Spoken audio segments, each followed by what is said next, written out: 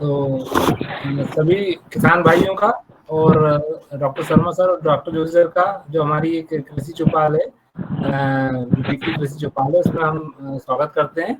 जैसा कि आप सब लोग जानते ही हैं कि पिछले सप्ताह में 28 तारीख सॉरी 18 तारीख के आसपास काफी जम के बारिश हुई है ना, तो उसका जो सोयाबीन पे हमारी क्या इफेक्ट होगा, मैं एक स्लाइड भी आपको दिखा रहा हूँ कि जो हमारे ऑटोमेटिक वेदर स्टेशन है उन्होंने उसने रिकॉर्ड करी है इतनी बारिश। ये 3 दिन का बारिश का वो है, 3 दिन का बारिश का जो वो दिखा रहा है। तो इसमें आप देखेंगे कि एक दिन में जो हमारी 22 तारीख को जो है काफी ज्यादा बारिश हुई, करीब 200, जैसे सीहोर में 238 mm, भोपाल में 340 mm, आपके देवास में 36, देवास में ठीक ठाक बारिश हुई, मतलब ज्यादा नहीं हुई, लेकिन बाकी सारी डिस्ट्रिक्ट में आप देखेंगे तो लगभग एक दिन में ही 4 से 5 इंच पानी गिरा है ना, और वो काफी तेज था। और उसके पहले भी थोड़ी बारिश हुई, मतलब 22 तारीख को सबसे ज्यादा बारिश हुई। तो आज जो हम लोग जो विषय है वो हमारा यही है कि अतिवृष्टि से सोयाबीन पर क्या असर पड़ता है और उसको हम कैसे बचें, ये है। और साथ में हमारा जो रेगुलर जो टॉपिक चलते हैं, जो जनरली बारिश अधिक होने से जो प्रभाव पड़ता है इंसेक्ट और बीमारी और कीटनाशक का, वो उसके ऊपर भी चर्चा होगी और आपके सभी प्रश्नों के उत्तर भी इस कार्यक्रम के अंत में दिए जाएंगे, है ना। तो मैं आज कार्यक्रम की शुरुआत में डॉक्टर ओमप्रकाश जोशी सर से रिक्वेस्ट करूंगा कि वो इस कार्यक्रम को आगे बढ़ाएं। धन्यवाद। धन्यवाद अनिल। आप प्रेजेंटेशन दे दो मेरा। जी जी जी जी सर। किसान भाइयों और सॉलिडरी डॉट के मेरे साथियों, डॉक्टर शर्मा, सबसे पहले तो मुझे ये आप लोगों को ध्यान में लाना है कि क्या आपके दिमाग में ये पक्का हो गया है कि जलवायु चेंज हो रहा है, इस वजह से हमको दिक्कत हो रही है। क्योंकि जब तक ये नहीं दिमाग में आएगा और हर बार खेती करेंगे तो हम इसका उपाय नहीं कर पाएंगे कि इससे कैसे बचें। क्योंकि मौसम का बदलाव जो हो गया है वो तो बदलना नहीं है, वो चलता रहेगा इसी तरह से। हम लोगों को अपनी खेती के तरीके बदलना पड़ेंगे जबकि हम सोयाबीन या दूसरी फसलों को उगा पाएंगे। तो अभी तक के पिछले कुछ सालों के अनुभव की बात करें अपन, तो आप मुझसे सहमत होंगे कि जो जो मानसून है वो अनिश्चित सा हो गया है।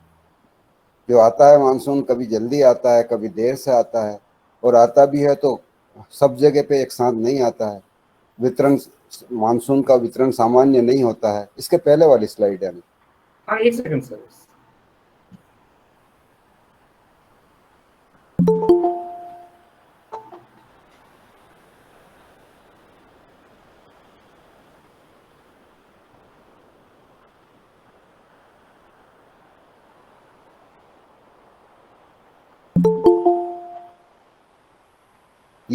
ये चार चीजें मैंने जो लिखी ना पिछले सालों के अनुभव में, ये चार चीजें बड़ी सामान्य है, जो दिमाग में रखना बिल्कुल बहुत जरूरी है। एक तो हमको ये मान लेना चाहिए कि मौसम का जो आगमन हुआ है, अनिश्चितता है, वो ऐसा ही रहेगा आने वाले वक्त में भी, क्लाइमेटिक चेंज के कारण। और वितरण भी गड़बड़ाएगा। तो हमको किस तरह से इन चीजों से निजात पाना है। लंबे लंबे सूखे अंतराल होंगे, जैसे अभी पानी एक साथ ज्यादा गिर रहा है और बीच बीच में लंबे टाइम तक सूखा पड़ रहा है।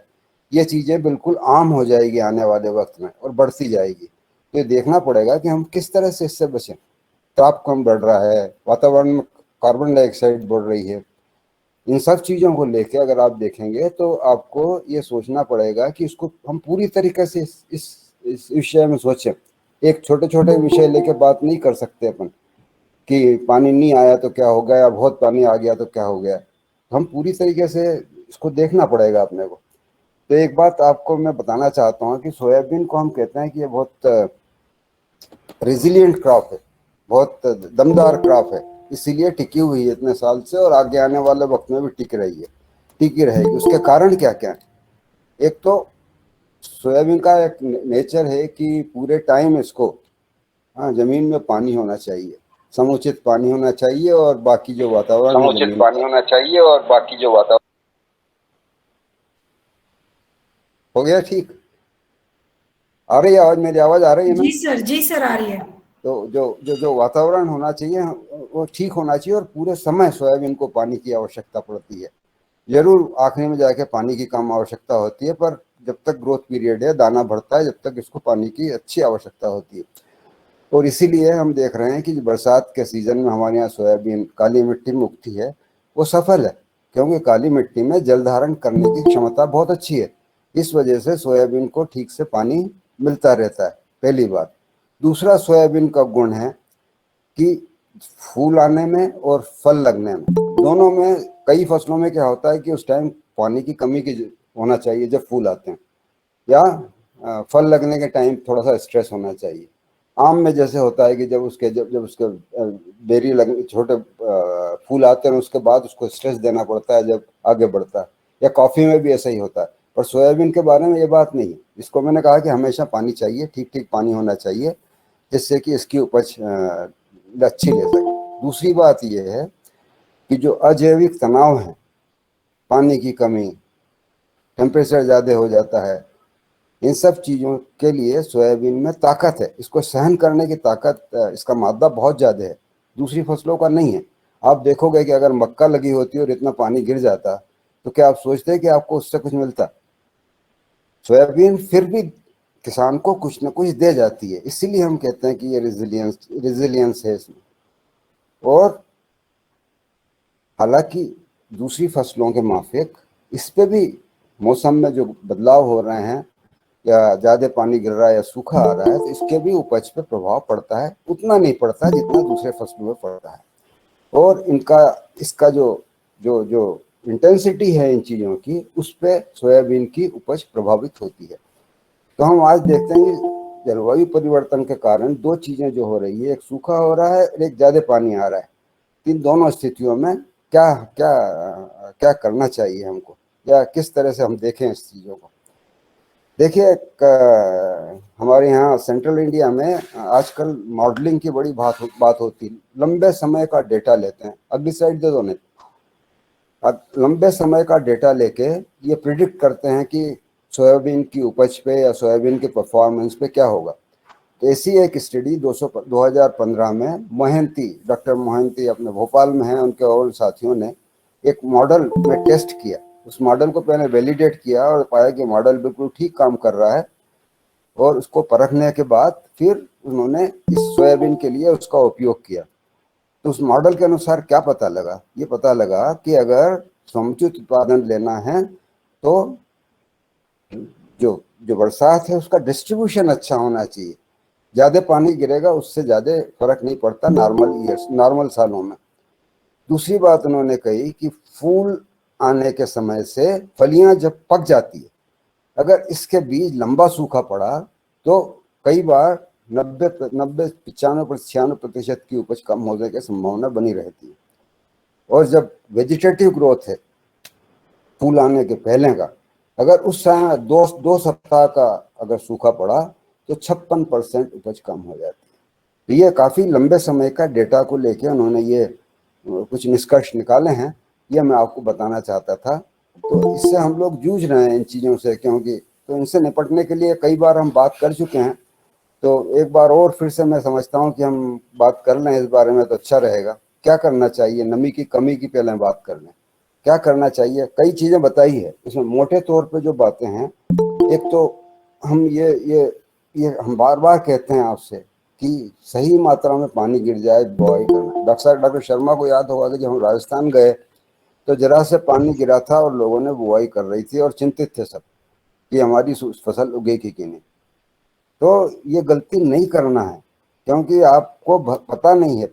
मुझे पता है कि 20 साल पहले पानी एक बार आता था तो फिर बोने के बाद अपने आप ठीक ठाक बरसात होती थी और फसल अच्छी हो जाती थी, पर अब वो स्थिति नहीं रही। तो इस बात का हमेशा ध्यान रखना कि ज़मीन में जब ठीक ठाक पानी हो जाए तभी बोनी करना चाहिए। खाद जरूर मिलाएं, ये एक बहुत बड़ा फैक्टर है जो नहीं करते हैं किसान लोग। फसल अवशेष को जलाना नहीं चाहिए, ये एक बहुत गलत चीज़ जो कर रहे हैं। ये सब हम करेंगे तो फिर हम क्लाइमेट चेंज से नहीं लड़ सकते। पोटेशियम डालते नहीं हैं लोग, जो आपको वाटर स्ट्रेस से बचाता है, कीड़ों से बचाता है। खरपतवार प्रबंधन ठीक से नहीं होता। कई बार डॉक्टर साहब अभी आप लोगों से चर्चा कर चुके हैं और इतने आपको दवाइयाँ बताई और कहा कि ये दवाइयाँ जब भी असर करेगी जब आपके खरपतवार की 3-4 पत्तियाँ होगी। अगर आपने बड़े हो खरपतवार होने दिया तो फिर इनमें से कोई भी दवाई उतना असर नहीं रख पाएगी, और अगर असर नहीं देगी तो ये क्रॉप पे, फसल पे आपको नुकसान पहुंचाएंगे। और अगर बहुत ज्यादा खरपतवार है तो 70-75% तक आपकी उपज में कमी हो जाती है। तो ये ध्यान रखना पड़ेगा। फसल में आप ये छादन का उपयोग कर सकते हो जिससे कि नमी बनी रहे।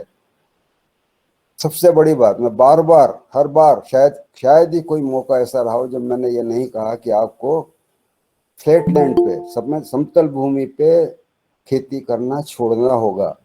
अगर आप नहीं छोड़ेंगे तो आप इन समस्याओं से और इन समस्याओं के कारण दूसरी सेकेंडरी समस्याएं आई थी उससे जूझते रहेंगे।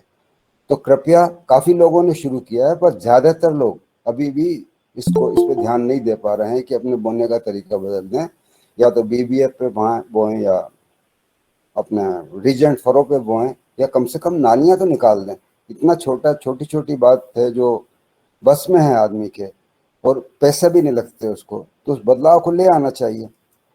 एंटी ट्रांसप्लांट का उपयोग बताया कि अगर नहीं कर पाए और अंत में आपको लग रहा है कि स्ट्रेस है तो पोटेशियम नाइट्रेट है, ग्लिसरॉल है ना, मैग्नीशियम कार्बोनेट है, अगर इसका स्प्रे कर दे तो काफी हद तक सूखे से बच सकता है। और हमेशा कहता है कि एक से अधिक किस्म का उपयोग होना चाहिए, तो कम से कम कुछ न कुछ आपको मिल जाएगा।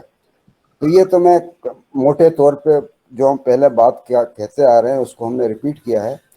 चलिए आगे आगे चलते हैं कि अब अगर पानी ज़्यादा आ गया, ज़्यादा पानी आता है, जैसे अभी पानी गिर रहा है, तो क्या होगा, उसके प्रत्यक्ष प्रभाव क्या क्या हो सकते हैं, है ना। तो जब पानी ज्यादा गिरता है तो जल भराव होता है। जल भराव कहाँ होता है? जमीन के अंदर जो पोर्स हैं वो सारे भर जाते हैं, संतृप्त हो जाती जमीन, और फिर और ज्यादा पानी गिरा तो ऊपर भी पानी आपका भर जाता है खेत में। तो दोनों स्थिति में आपकी फसल को नुकसान होता है। अब इसमें ये निर्भर करता है कि किस हद तक आपका जमीन में पानी है, और अगर ज्यादा है तो कितना भर गया है और कितने दिन तक रहता है, उस पर निर्भर करेगा कि आपकी फसल को कितना नुकसान होगा। दूसरा ये है कि उस समय तापक्रम क्या रहेगा जमीन के अंदर, वो एक प्रभावशाली मद है जो आपकी फसल को नुकसान होने या न होने के बारे में जानकारी दे रहा है। अब खेत की मिट्टी कैसी है आपकी, हल्की मिट्टी है या काली मिट्टी है या किस तरह की मिट्टी है, या आपकी मिट्टी से पानी किस तरह से जल्दी उड़ जाता है, इस पे भी निर्भर करेगा। और फसल की कौन सी अवस्था में ये जलभराव हो रहा है या जमीन में पानी पूरा सेचुरेट है। ये 4-5 चीजें हैं इसके, ये चीजें हैं जो प्रभावित करती है सोयाबीन की फसल को या किसी अन्य फसल को भी। इसके अप्रत्यक्ष प्रभाव भी पड़ते हैं। एक तो पानी अगर भरा रहेगा तो जड़ सड़ने लगती है और रोगों का प्रकोप होता है, शायद कीड़ों का भी होता है, जो डॉक्टर शर्मा आपको बाद में विस्तृत रूप से बताएंगे इस बारे में। नाइट्रोजन की कमी हो जाती है। आपने देखा होगा कि जब पानी ज्यादा गिरता है तो पीलापन आता है। उसके 2 कारण, जो जनरल पीलापन आता है वो तो एक तो जो नाइट्रोजन आपके जमीन में है वो नीचे जमीन में उतर जाती है पानी के साथ या बह जाती है, इस वजह से पौधों को नाइट्रोजन नहीं मिलती। दूसरा ये है कि अगर पानी भरा रहेगा तो जो नोड्यूल हैं, जो नोड्यूल गांठें हैं जमीन के अंदर जो नाइट्रोजन बनाती है, वो काम नहीं कर पाती, तो उसकी वजह से भी नाइट्रोजन की कमी होती है। दूसरा ये होता है कि जैसे मैंने कहा कि नाइट्रोजन बह जाती है, इसी तरह से मैग्नीशियम भी जमीन से बह जाता है, वो भी फसल को पीलापन देता है। या अगर चूना जमीन में है जैसे अपनी काली मिट्टी में, तो वहाँ लोहे की कमी दिखती है। ये सब चीजों के कारण पीलापन आता है। वो अगर आपका पानी निकल जाता है जल्दी, आपने ड्रेनेज अच्छा दे दिया और पानी खेत से निकल गया, ठहर नहीं रहा, तो फसल अपने आप ठीक होती है। ये सोयाबीन नहीं, किसी भी फसल के साथ, चाहे आप एनुअल क्रॉप ले लो चाहे पेरेनियल क्रॉप ले लो, सब में ये फिनोमिनन बहुत कॉमन है कि पानी ज़्यादा आने से नाइट्रोजन और मैग्नीशियम नीचे चले जाते हैं और फसल में पीलापन आता है। और जब पानी बंद हो जाता है, थोड़ा सा एरेशन हो जाता है जमीन के अंदर, पानी के फोर्स से निकल जाता है और हवा अंदर चली जाती है, तो फिर आपका फसल ठीक होने लगती है। और इसके अलावा क्या होता है कि जब आपका ये डिसबैलेंस हुआ तो सारा आपका संतुलित पोषण जो पौधे को है वो डगमगा जाता है। इस वजह से फसल की उपज पे असर पड़ता है। नेक्स्ट स्लाइड दीजिए। अब एक एक करके हम देख लें इन चारों पांचों बातों कैसे कैसे चल रही है चीजें। अगर अति वर्षा हो रही है और जल भराव है जमीन में तो क्या होगा? अगर 48 घंटे तक, सोयाबीन में खास करके कह रहा हूं, अगर 48 घंटे तक आपका पानी 48 घंटे तक पानी पूरा नहीं भरा रहा या कम पानी रहा 48 घंटे तक, तो आपकी फसल को उतना नुकसान नहीं होगा, देखने में नहीं आता। तो अनिल जी इसके पहले वाली स्लाइड लीजिए, अनिल जी प्लीज, इसके पहले वाली स्लाइड। हाँ ये वाली, ठीक, थैंक यू। अच्छा, दूसरी स्लाइड आ गई थी डॉक्टर साहब। अगर 48 घंटे से कम तक भरा है तो आपकी फसल को नुकसान नहीं होगा, पर अगर 3-4 दिन तक जल या पानी से सेचुरेटेड है सॉइल, या आपका ऊपर पानी है, भरा हुआ है, फ्लड है, तो फसल के पौधे छोटे हो जाएंगे और उनके जो नोड हैं, जो गांठें हैं, उनकी दूरी कम हो जाएगी। तो ये दूसरा एक परेशानी हो जाती है पानी भरने के कारण। अगर 6 दिन से अधिक हो गया तो फिर तो आपकी उपज ड्रास्टिकली बहुत बुरी तरह से प्रभावित होगी और बहुत कम हो जाएगी। और कभी कभी ऐसा होता है कि अगर ज़्यादा दिन तक टिक गया, 6 दिनों से ज़्यादा भी टिक गया, तो फिर आप कुछ नहीं ले पाते। ऐसा कई बार किसानों के हम लोगों ने देखा है, जैसे राजस्थान या मध्य प्रदेश में भी, राजस्थान के एडजॉइनिंग एरिया में हमने कई बार देखा कि फसल वो बिल्कुल खराब हो गई। तो ये चीज़ें हैं कि अगर अति वर्षा और जल भराव जमीन में है तो ये चीज़ें हो सकती हैं। इसका एक और कारण होता है कि अगर शुरू में है तो आप सोइंग भी नहीं कर पाओगे। कई किसान बोनी नहीं कर पाते हैं अति वर्षा के कारण, अगर पहले से पानी ज़्यादा आ गया और बोनी का टाइम निकल गया। तो अपने इंदौर के आसपास ही कई लोगों ने सोइंग नहीं कर पाए थे इस बार। अच्छा, जब तापक्रम ज़्यादा हो, जल भराव भी हो और तापक्रम भी है तो क्या होगा? उससे क्या होगा कि पौधे की जो जो जो जो जो एनर्जी है, या जो काम करने की ताकत है या बढ़ने की ताकत है, वो बिल्कुल कम हो जाती है। वो क्यों होता है? क्योंकि जमीन में जो ऑर्गेनिक मैटर है उसमें सूक्ष्म जीव है और फसल के पौधे हैं। जब पानी भरा है जमीन में, ऊपर से हवा नीचे नहीं जा रही है, तो पानी में। हाँ प्रश्न है सर। बोलिए सर, प्रश्न ये है कि जल भराव के कारण सर। सोयाबीन। एक मिनट आप जरा खत्म हो जाए तो उसके बाद प्रश्न उत्तर काल में आपके सवाल रखिएगा प्लीज। ठीक सर, थैंक यू। है ना? ओके। अनिल जी, आपको वापस से प्रेजेंट करना पड़ेगा, वो प्रेजेंटेशन चली गई है। अच्छा, तो अगर आपका जमीन में पानी है, भरा हुआ है, तो जो पौधे और सूक्ष्म जीव वो तेजी से सांस लेना शुरू करते हैं और पानी में जो घुल हुई ऑक्सीजन वो खत्म कर देते हैं। तो एक ऑक्सीजन स्ट्रेस आता है। सोयाबीन की फसल में बहुत कॉमन है और खास करके हमारी काली मिट्टी में, क्योंकि ये इसमें क्ले बहुत ज़्यादा है और उस वजह से पानी छोटे पोर होने की वजह से जब पूरे भर जाते हैं तो ऑक्सीजन जल्दी खत्म हो जाती है और फसल को नुकसान होता है। इसके अलावा जब श्वसन क्रिया बढ़ती है तो जमीन में कार्बन डाइऑक्साइड की मात्रा बहुत बढ़ जाती है। और सोयाबीन की फसल अगर जमीन के अंदर पानी भरा है और कार्बन डाइऑक्साइड की मात्रा ज़्यादा है तो सेंसिटिव है सोयाबीन की क्रॉप, इसके लिए उसको ज़्यादा नुकसान होता है। चलिए आगे चलिए, अगली स्लाइड दीजिए। तीसरी बात, खेत के सूखने की क्षमता में मिट्टी का प्रकार, ये दो चीज़ें हैं। अगर आपका खेत जल्दी सूख जाता है या शीघ्र जल निकास हो जाता है तो आपकी फसल को कम नुकसान होगा। जितनी जल्दी होगा उतना कम होता जाएगा नुकसान।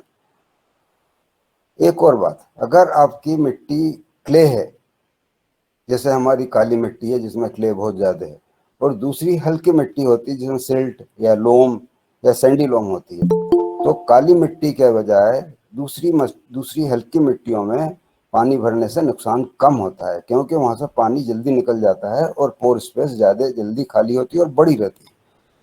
इसके बाद कुछ स्टडी हुई है कि जो V4 स्टेज जब 4 नोड बनते हैं पौधे में, तो पानी का जो भराव होता है हर दिन, अगर पानी भरा है, मतलब जमीन में भी पानी पूरा है और शायद ऊपर से भरा है, तो क्ले सॉइल में 50 किलो प्रतिदिन, और अगर सिल्ट लोम एक दूसरी तरह की मिट्टी है जो हल्की है तुलनात्मक रूप से, वहाँ 22 किलो की कमी होती है। इसी तरह से जैसे हम बार बार कहते हैं कि गोबर की खाद डालें, कार्बनिक रेसिड्यूज जमीन में डालें, ऐसी मिट्टी जिसमें ऑर्गेनिक कार्बन है वहाँ पे चाहे पानी की कमी हो चाहे पानी ज़्यादा हो, नुकसान कम होता है। तो ये रिसर्च द्वारा निकली हुई बातें हैं। अगला लीजिए सर। अब देखिए अतिवर्षा का जल भराव का एक और चौथी बात है कि उसमें फसल की अवस्था पर निर्भर करता है। कुछ चीज़ें अपन बात कर चुके हैं, पर कुछ और उसमें जोड़ना चाहता हूं मैं कि अगर अंकुरण के पहले आपने फसल बो दी और अंकुरण के पहले अगर पानी आपका आ गया, ज़्यादा जमीन में सेचुरेशन हो गया, ऊपर पानी भर गया, तो क्या होगा? जब पानी आ जाता है और बीज जमीन में है, तो सबसे पहले क्या करता है, वो पानी लेता है जमीन से, है ना, और एक्टिव होके उसका अंकुरण होना शुरू होता है। अगर उस टाइम पानी ज़्यादा है तो उसको नुकसान होगा, वो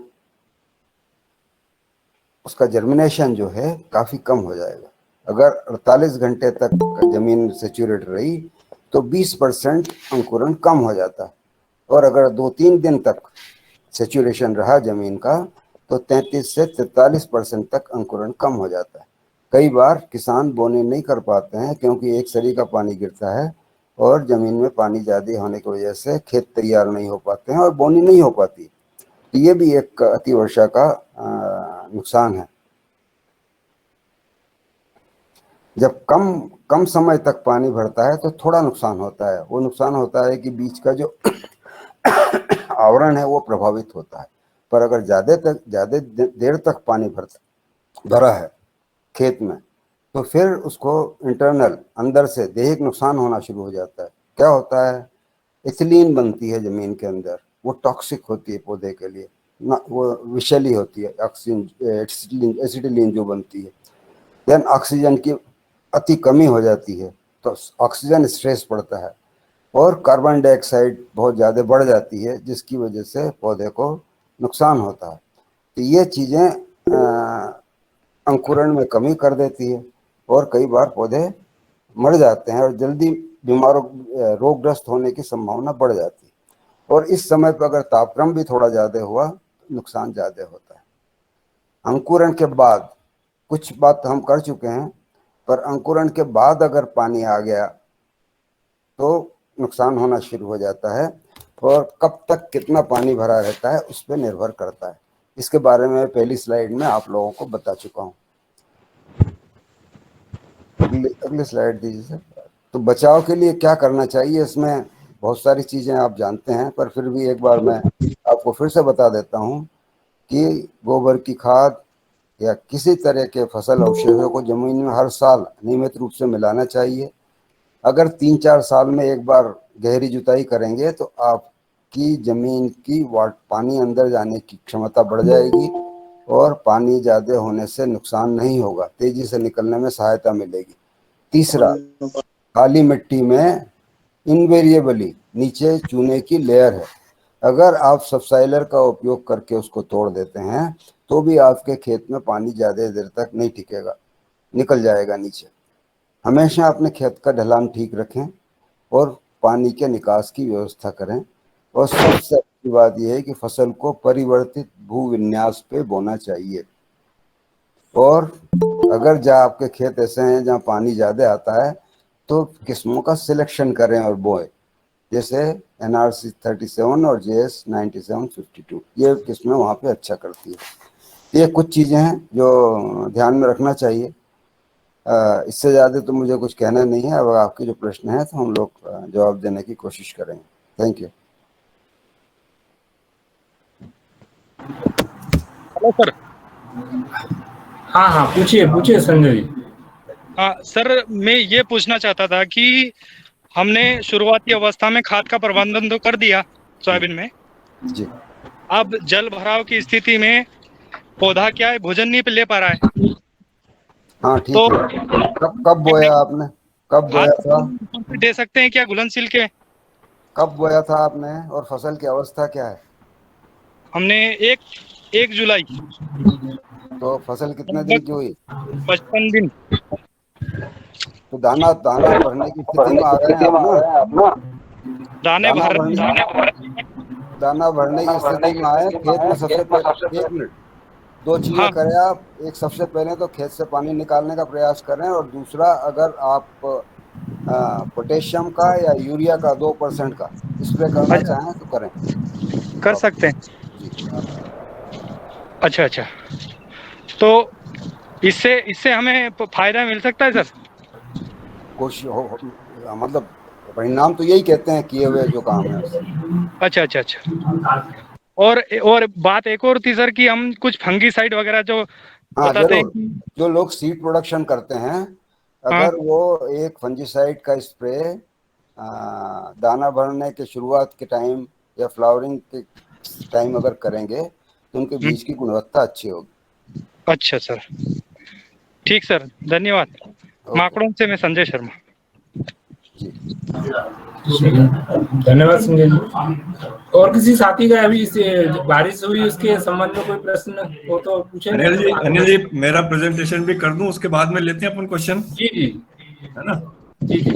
तो मैं बहुत ही संतुलित शब्दों में सर ने बहुत अच्छा बताया जो बारिश की जिस तरह से क्लाइमेट चेंज हो रहा है, यदि हम बारिश का नियोजन रखेंगे तभी हमारा निकम मौसम से कभी मार खा सकते हैं। तो इसी कड़ी में फिर आगे बढ़ते हुए अब जो मौसम के कारण जो भी प्रभाव हमारे पौधों पर बीमारी या कीड़ों के रूप में पड़ेगा, तो अपन उसको सुनते हैं डॉक्टर शर्मा से। Doctor Sharma sir please. फिर गुरु जी को खेत छाटियो था नहीं, गुरु जी को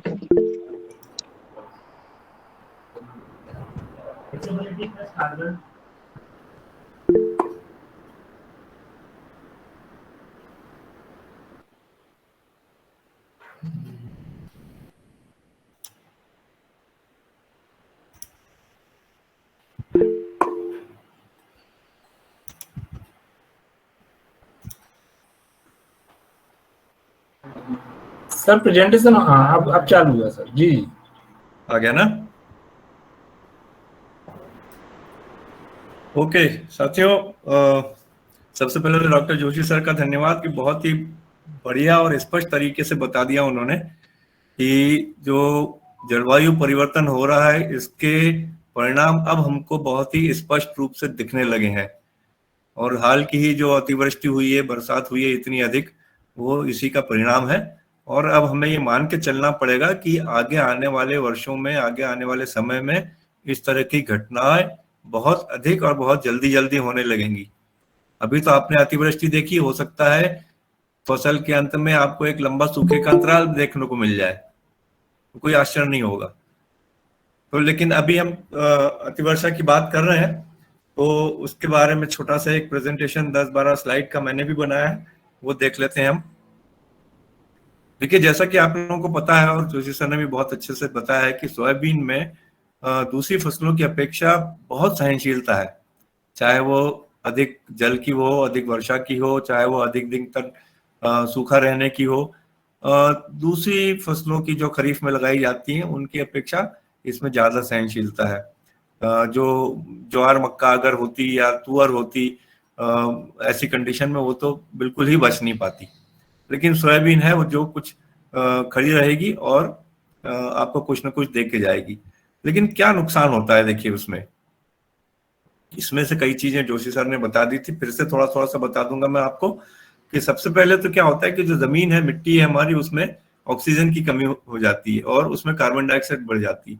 ये इसलिए होता है कि जो जमीन के अंदर जितने भी जीवांश हैं वो सब सांस लेते हैं, श्वसन की क्रिया होती है। और आप लोग जानते हैं कि जब हम भी सांस लेते हैं, मनुष्य भी सांस लेता है, तो ऑक्सीजन अंदर लेता है और कार्बन डाइऑक्साइड बाहर निकालता है। इसी वजह से जमीन में जड़ के आसपास का जो वातावरण होता है वहां पे कार्बन डाइऑक्साइड अधिक हो जाती है, और उसकी वजह से अधिक पानी की वजह से उसके जो नोड्यूल है जो कि नाइट्रोजन निर्माण का काम करते हैं वो गलने लगते हैं, पौधे कमजोर हो जाते हैं, जड़ें गल जाती हैं। बीमारी के कारण या अधिक पानी के कारण भी जड़ें गल जाती हैं। फूल गिरने लगते हैं। फूल आमतौर पर जल भराव के कारण नहीं गिरते हैं। जब तेज पानी गिरता है, जो बूंदों का वेग होता है, जो उनकी स्पीड से जिस स्पीड से वो फूलों पे गिरती हैं बूंदें, उनसे टूट के गिर जाते हैं पौधे फूल, तो उनसे भी नुकसान होता है।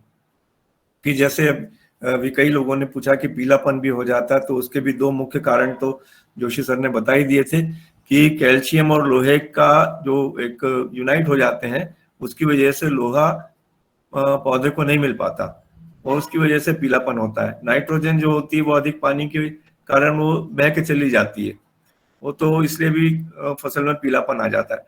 तो ये कुछ मोटे मोटे लक्षण है जो कि हमको फसल में दिखाई देंगे अगर पानी बहुत अधिक गिरेगा, अधिक दिन तक भरा रहेगा। तो ये फोटो अभी कुछ ही दिन पहले कुछ किसान भाई ने शेयर किए थे। देखिए, इन्होंने बड़ी अक्लमंदी का काम किया है और मैं समझता हूँ कि दूसरे किसान भाइयों को भी इनका अनुसरण करना चाहिए। जब हम बोनी करते हैं तो जैसे सर ने अभी बताया कि वो उसमें आप ढलान का बिल्कुल ध्यान रखें।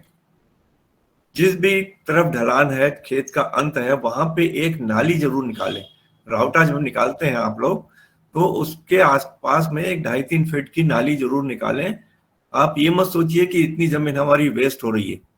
ऐसा सिचुएशन, ऐसी स्थिति जो इस साल निर्मित हुई है, वो उस समय आपको बहुत काम आएगी। ये किसी किसान भाई ने यहाँ पे किनारे अपनी नाली बना रखी है और जब खेत में पानी भरता है तो बीच में थोड़ा सा काट के आप वो सारा पानी इस नाली में डाइवर्ट कर सकते हैं। तो जो नेचुरल तरीके से पानी जाता है आपके खेत से, उसके मुकाबले ऐसी अगर आपने व्यवस्था करके रखी है तो बहुत जल्दी आपके खेत में से पानी निकल जाएगा। और अगर ये 48 घंटे के अंदर अंदर पानी निकल गया तो सोयाबीन को होने वाला नुकसान बहुत कम हो सकता है। तो ये चीजें थोड़ी सी बुआई के समय आप लोग ध्यान रखें। अगले साल कोशिश कीजिए कि इस तरह की एक नाली का निर्माण आप अपने ढलान वाले क्षेत्र में कर दें। अब ये जैसे बताया कि नाइट्रोजन या लोहे की तत्व की जब कमी हो जाती तो पूरा ऐसा खेत में पीला पीलापन आने लगता है। ठीक है, ये जड़ें आप सबसे पहले तो निकाल के देखें, कुछ पौधों की जड़ों में गठानें दिख रही है कि नहीं दिख रही है। अब यहाँ पे देखिए, इसमें काफी गठानें तो कम हो गई, कुछ गठानें ही बाकी रह गई। अगर पौधों में गठानें नहीं है या जो है वो भी निष्क्रिय है, मर चुकी है, ये कैसे पता लगेगा? आप इसमें से जड़ में से एक गठान को निकालिए और अपने 2 नाखूनों के बीच में उनको काटिए उसको। अगर उसमें अंदर गुलाबी पदार्थ निकलता है, इसका मतलब वो अभी भी जीवित है, उसमें नाइट्रोजन बनाने की क्षमता अभी भी है। लेकिन अगर वो गुलाबी पदार्थ नहीं निकलता है तो मान के चलिए कि ये गठानें अब निष्क्रिय हो गई, मृत हो गई हैं, ये अब कोई सहयोग नहीं दे पाएंगी आपके पौधे को। तो ऐसी स्थिति में हमको चाहे तो आप नैनो यूरिया का इस्तेमाल कर सकते हैं इसमें, या जो आपके मिक्स फर्टिलाइजर आ रहे हैं जिसमें कि नाइट्रोजन होती है, लिक्विड फर्टिलाइजर, उसका भी उपयोग कर सकते हैं इसमें।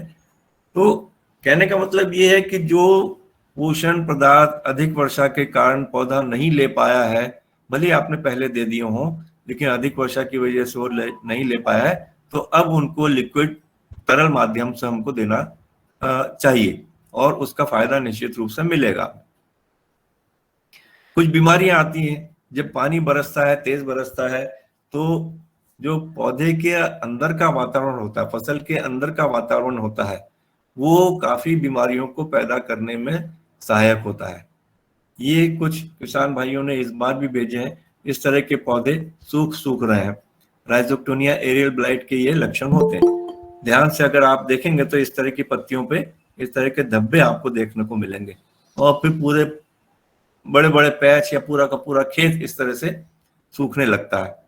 और तने पे भी आप देखेंगे तो ये ब्राउन भूरे भूरे रंग के छोटे छोटे से धब्बे देखने को मिलेंगे। फलियों पे भी धब्बे शुरू हो गए होंगे अब तक। जैसे जैसे फलियां बढ़ेंगी ये धब्बे बढ़ते जाएंगे और पूरी फलियों को कवर कर लेंगे। तो ये भी एक प्रमुख बीमारी है जो कि वर्षा के कारण देखने में आती है सोयाबीन में। एंथ्रेक्नोज, ये भी अधिक वर्षा की वजह से काफी आता है। आप लोगों को मैंने पहले भी बताया था कि ये बीमारी ऐसी है कि एक बार आती है तो बहुत जल्दी पूरे खेत को कवर कर लेती है। इसमें पत्तियों की आप लोग नाड़ियां जितनी भी ये वेन्स है आप देख रहे होंगे भूरी भूरी हो गई हैं, तना भूरा हो गया है और पत्तियों के ऊपर इस तरह के भूरे भूरे धब्बे बनने लगते हैं। और ये पत्ती के जो ऊपर का जो छिलका है पत्तियों का, उसके अंदर से उसके अंदर के जो बीज है उनको भी नुकसान पहुंचाते हैं। मतलब अगर ये जो आखिरी वाली स्थिति देख रहे हैं इसकी, इस फली को अगर आप खोलेंगे तो इसके अंदर के दाने पर भी ये रोग पहुंच चुका होगा। तो ये अधिक वर्षा, जबकि वातावरण बरसात ज्यादा होती है, हमारी माइक्रो क्लाइमेट में नमी बहुत बढ़ जाती है, उस वजह से ये बीमारी काफी आती है। ऐसे मौसम में चारकोल रॉट बीमारी आने की संभावना बहुत कम हो जाती है। ये एक अच्छी बात है। अभी देखिए, किसी भाई ने पूछा था अभी कि फफूंदनाशक डाल सकते हैं क्या। देखिए, आमतौर पे जो भी फफूंदनाशक है यहाँ पे लिखे हुए हैं, ऊपर का अगर दो छोड़ दें, टेबुकोनाजोल और टेबुकोनाजोल प्लस सल्फर, ये तो खास तौर से एंथ्रेक्नोज बीमारी के लिए रिकमेंड किए गए हैं। बाकी जितने भी फफूंदनाशक हैं वो एक से लेके अधिक फंगस को कंट्रोल करते हैं। चाहे तो पायरोक्लोस्ट्रोबिन अकेला जो हेडलाइन के नाम से भी आता है उसको डाल दें, या पायरोक्लोस्ट्रोबिन ऑक्सीकोनाजोल जो ओपेरा के नाम से आता है वो डाल दें, या पायरोक्लोस्ट्रोबिन का एक और कॉम्बिनेशन है जो फ्लुक्सापायरोक्सेट के नाम से आता है, प्रैक्सर के नाम से आता है, वो डाल दें, या फिर एक पिकॉक्सीस्ट्रोबिन है पेंटम के नाम से आता है। तो इनमें से कोई भी फफूंदनाशक जैसे भी अब आपको टाइम मिले, खेत में जाने की स्थिति हो जाए, उसको तुरंत डाल दें, ताकि जो रोग इसमें पनपने की स्थिति में है आप उसको कंट्रोल कर सकें, बहुत ज्यादा उसको बढ़ाव का मौका नहीं मिले। तो ये फफूंदनाशक डालना भी बहुत जरूरी है। कुछ कीड़े भी ऐसे हैं जो कि तेज वर्षा में भी फसल पे टिके रहते हैं। उनमें से एक है बिहार की रोएदार इल्ली, या कीट बोलते हैं। ये देखिए, तेज बरसात में भी ये कीड़े पौधे से गिरते नहीं हैं, इनकी पकड़ इतनी मजबूत रहती है। पहली बात तो ये जो शुरुआती अवस्था में झुंड में रहते हैं, एक ही पत्ती पे, एक दो पत्तियों पे ही खाते रहते हैं, पूरा हरा हरा भाग खा के उसको एकदम सफेद कर देते हैं। फिर धीरे धीरे धीरे धीरे करके इस तरह के पूरे झारे बना देते हैं, जाली कर देते हैं। तो ये कीड़े हैं। और दूसरी जो इल्लियां हैं,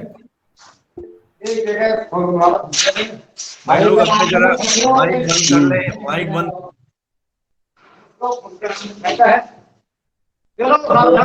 तोमर जी आपको माइक चालू प्लीज बंद कर दें।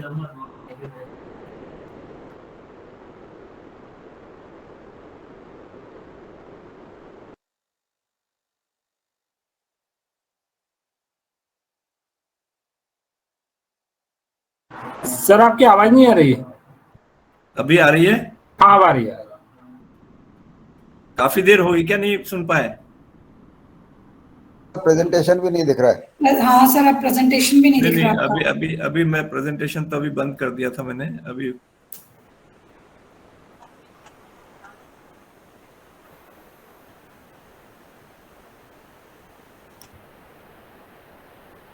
अभी दिख रहा है? अभी नहीं आया सर। एक मिनट।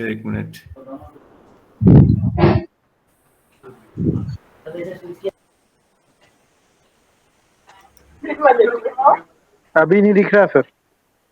एक मिनट, कोशिश कर रहा हूँ जरा।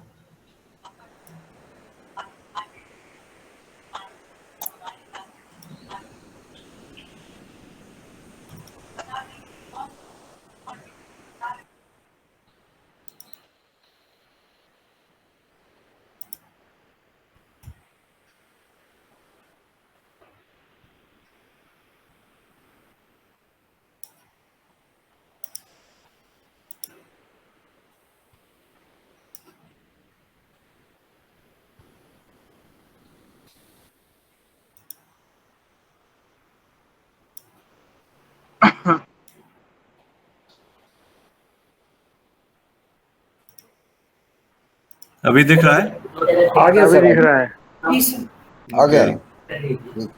अब वो कहाँ से नहीं सुनने में आया था, ये सब बात हो गई थी क्या?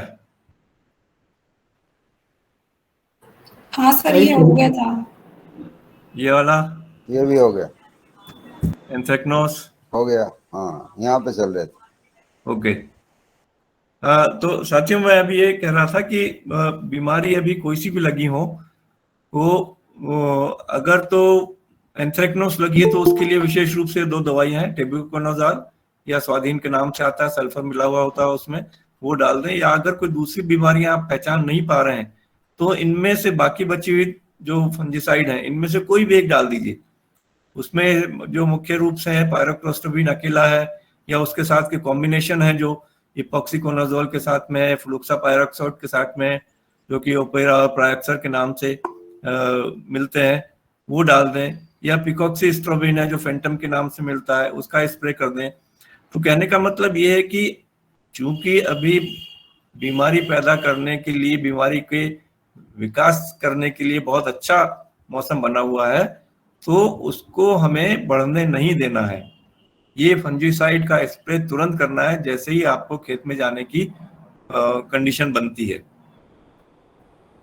ये एक कीड़ा जो बहुत ही मजबूती से सोयाबीन को पकड़ कर रखता है, बिहार की रोएदार इल्ली, बिहार का कांबलिया कीट जिसको बोलते हैं हम लोग, वो आप लोग ने देखा होगा कि शुरू में झुंड में रहता है, फिर उसके बाद में धीरे धीरे उसके पूरे क्लोरोफिल को खाते जाता है और बाद में पत्ती को इस तरह से छलनी कर देता है। आप लोग देखेंगे अगर तो इसमें इल्लियां भी दिख जाएंगी। बाकी जो इल्लियां हैं, छोटी अगर इल्लियां हैं तो वो बरसात की बूंदों से गिर जाती हैं, मर जाती हैं, खत्म हो जाती हैं, लेकिन ये कीड़ा बना रहता है उसमें फसल पर। इसी तरह जो चने की इल्ली है वो भी नुकसान करती है। अगर जो फसल अभी फूल पे है तो वो फूल को खाना शुरू कर दिया होगा उसने, फूलों को, या फिर जहाँ पे फलियां बन गई हैं, दाना भरना शुरू हो गया, वहां पे दाने खा जाती है, और जिसको आमतौर पे आप लोग बोलते हैं डंक मार गई, वो इस तरह के लक्षण दिखने लगते हैं, पूरा पूरा दाना खत्म कर जाती है वो। तो ये इल्लियां खेत में, सोयाबीन में अभी देखने को मिल सकती है, या इनसे होने वाला जो नुकसान है वो हो सकता है अगर हमने इसको कंट्रोल नहीं किया गया तो। अब क्या है, जो आज के जो कंडीशन है हमारे फसल की अति वर्षा के कारण, उसमें आज की कंडीशन में कौन कौन से इंसेक्टिसाइड ज्यादा उपयोगी रहेंगे वो मैंने यहाँ पे लिखे हुए हैं। देखिए, अगर बड़ी इल्लियां हैं, चाहे वो तंबाकू की इल्ली है, चाहे आपकी चने की इल्ली है, चाहे कांबलिया कीट हो, तो वहां पे स्ट्रॉन्ग कॉन्ट्रैक्ट इंसेक्टिसाइड डालना बहुत जरूरी होगा, जैसे कि लेम्डासाइलोथ्रिन है, इंडोक्साकार्ब है ना। इंडोक्साकार्ब के बारे में मुझे आज ही एक चीज खबर मिली थी। महेंद्र जी हैं क्या यहाँ पे अभी? महेंद्र जी ने एक मेरे पुराने प्रेजेंटेशन में मेरी एक गलती बताई थी, जो कि मेरे एक सहयोगी डॉक्टर दुपारे ने मुझे बताई। इसमें 14.5 SC लिखा करता था, जो कि पहले रिकमेंड हुआ था और सोयाबीन के लिए उसका लेबल क्लेम भी था, लेकिन बाद में धनुका कंपनी ने और दूसरी ड्यूपॉन्ट ने इसको विड्रॉ किया और 15.8 EC लेके आया उसकी जगह। तो ये मैंने अब अपने इसमें भी करेक्शन कर लिया और महेंद्र जी को बहुत बहुत धन्यवाद। उसके अलावा अगर आपने देखा होगा कि इल्लियां अगर छोटी हैं, किसी भी तरह की इल्लियां, चाहे वो सेमीलूपर ही क्यों ना हो, तो उसमें ये वाला कॉम्बिनेशन नोवाल्यूरान वाला इंडोक्साकार्ब के साथ में डालना बहुत अच्छा रहता है। नोवाल्यूरान पहले भी आपको बता चुका हूं कि एक काइटिन इनहिबिटर है, ये कीड़ों की, इल्लियों की बढ़वार को रोक देता है। अगर छोटी इल्लियां हैं तो फिर वो बढ़ नहीं पाती वो, और वो छोटी स्थिति में ही मर जाती है। ये कई नाम से आ रहा है, प्लिथोरा, नोवाकार्ब, थाइसेन के नाम से आ रहा है, इनमें से कोई सा भी ले सकते हैं आप। और इमामेक्टिन बेंजोइड भी ले सकते हैं। फ्लूवंडियामाइड के 2 हैं, टाकुमी और फेम के नाम से आते हैं। टेट्रानिलोप्रोल, कई किसान भाइयों के अनुभव मुझे मिले हैं और इसको बड़ा पसंद कर रहे हैं। इससे बड़ी इल्लियां भी अच्छी तरह से कंट्रोल हो पा रही हैं, उसका उपयोग कर सकते हैं। प्रोफ्लानिलाइड, एक्सपोनस के मिले जुले अनुभव मिल रहे हैं, इनका भी आप लोग कोशिश कर सकते हैं। लेकिन वायगो निश्चित रूप से अच्छा है और कीड़ों पे, इल्लियों पे अच्छा नियंत्रण कर रहा है ये। तेज बारिश के समय भाई किसान भाइयों, ये और चीज आप ध्यान में रखें कि चूहे जो खेत के आसपास रहते हैं, खेत में तो पानी भरा रहता है लेकिन जो मेड़ है वहां पे पानी नहीं पहुंचता है ना, तो मेड़ों में चूहे बड़े सुरक्षित रहते हैं और आपके भरे हुए खेत में भी अंदर जाके फसल को नुकसान पहुंचा सकते हैं। वो या तो उसमें से दाने खा जाएंगे, फलियों को गिरा के अपने बिल में ले आएंगे और वहां बैठ के खाएंगे, तो आपको फसलों के अंदर या मेड़ के आसपास भी, बिलों के आसपास भी इस तरह की गिरी हुई फलियां दिखाई देंगी। और चूहों को मारने का सबसे अच्छा तरीका तो ये है कि जो भी तरीका आपको अपनाना है वो एक तो कई किसानों को एक साथ अपनाना होगा। अगर एक आध किसान ने अपनाया उसको और उसको थोड़े से भी रिजल्ट मिले, लेकिन वो बाकी किसानों की फायदा नहीं हो पाएगा, उनको नुकसान होता रहेगा। वो तो दो तरीके हैं, देखिए, एक तो जिंक ऑक्साइड है, उसकी गोलियां बना के डाल सकते हैं आटे के साथ मिला के, लेकिन इसमें पहले आपको सावधानी ये रखनी पड़ेगी कि पहले बगैर जिंक ऑक्साइड मिला हुआ आटे की गोलियां आपको खिलानी पड़ेंगी, उसको 1-2 दिन आदत डालनी पड़ेगी चूहों को, ताकि वो निश्चिंत होकर इसको खा सकें। तीसरे दिन फिर उन्हीं आटे की गोलियों में थोड़ा सा बेसन, थोड़ा सा मीठा तेल और उसमें फिर जिंक ऑक्साइड मिला के बना के उसकी गोलियां बनाइए और फिर डाल दीजिए। दूसरा तरीका है कि बाजार में आजकल कई ब्रांड के चूहा मार केक आ रहे हैं, बिस्किट आ रहे हैं, उनको भी अगर आप बिलों के आसपास डाल देंगे और वो 8-10 चूहे भी इसको खा के मर गए, तो बाकी चूहे फिर इस फसल को आपको नुकसान नहीं करते हैं, वो आपकी फसल में नहीं आएंगे, इधर उधर भाग जाएंगे वो। तो इस तरह से चूहों का भी कंट्रोल किया जा सकता है। और ये सब पानी से रिलेटेड है, मतलब पानी आ रहा है, तेज आ रहा है, तो ये सब चीजें नहीं होंगी ऐसा नहीं है, ये भी होंगी। इसके अलावा भाई एक किसान भाइयों, एक चीज और मैं आपको बताना चाहता हूं कि ये देखिए, कभी कभी क्या होता है, गलत दवाइयों का या गलत दवाइयों के मिश्रण से फसल को कितना नुकसान हो सकता है। आप देख रहे हैं पूरा का पूरा खेत, मेरे ख्याल से 4-5 बीघे का खेत होगा, ये पूरे ऊपर की पत्तियां इसमें सब जल गई हैं। और जब उनसे बात की तो उन्होंने जो जो दवाइयां और जिस तरह का मिश्रण किया उन्होंने, मुझे सुन के बड़ा दुख हुआ। लेकिन एक चीज उनके फेवर में गई है, आप लोग भी देखेंगे, जो कि गलत है, जो गलत किया उन्होंने, लेकिन वो गलती उनको बचा गई इस बार। गलत क्या किया, जो कि उनकी प्रैक्टिस रही है कि कम पानी से दवाइयों का छिड़काव।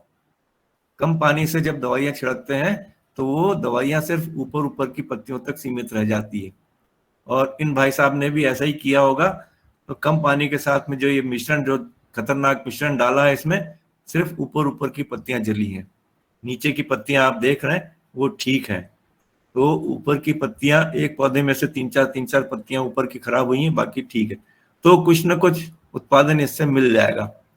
तो ये मैं दवाई छिड़कने वालों भाइयों को भी दिखाना चाहता था कि अगर आप कम पानी के साथ में कोई कीटनाशक डालेंगे, कोई फफूंदनाशक डालेंगे, तो सिर्फ वो ऊपर की पत्तियों पे ही असर करेगा, वो नीचे की पत्तियों पर जाएगा ही नहीं। तो नीचे की पत्तियों पे जो समस्या विकसित हो रही है, वहां पर जो प्रकट हो रही है, वो वहां तक आप अपनी दवाई को नहीं पहुंचा सकेंगे। तो कृपया करके इन बातों का ध्यान रखें, और इस तरह के जिन मिश्रण के बारे में हमको पता ही नहीं है, जिन 2 दवाइयों के को मिलाने से क्या प्रभाव होगा, इसके बारे में हमको जानकारी नहीं है, तो कृपा करके उसको न मिलाएं। और मैं सोचता हूं कि जो इस ग्रुप में जुड़े हुए किसान भाई काफी अनुभवी हैं, तो ऐसी स्थिति में तो अपनी फसल को नहीं देखना चाहेंगे। बिल्कुल ये दुर्भाग्यपूर्ण स्थिति है अगर किसी अनुभवी किसान का ये हो जाती है और किसी से सुनी सुनाई बात पे मिश्रण करके अपने दवाई डाल देता है इसमें। ये तो बिल्कुल मतलब स्वीकार्य नहीं है। तो आपसे करबद्ध निवेदन है सभी से कि थोड़ी सी इन बातों का ध्यान रखें अपने आने वाले समय में। और मेरे ख्याल से ये आखिरी था, और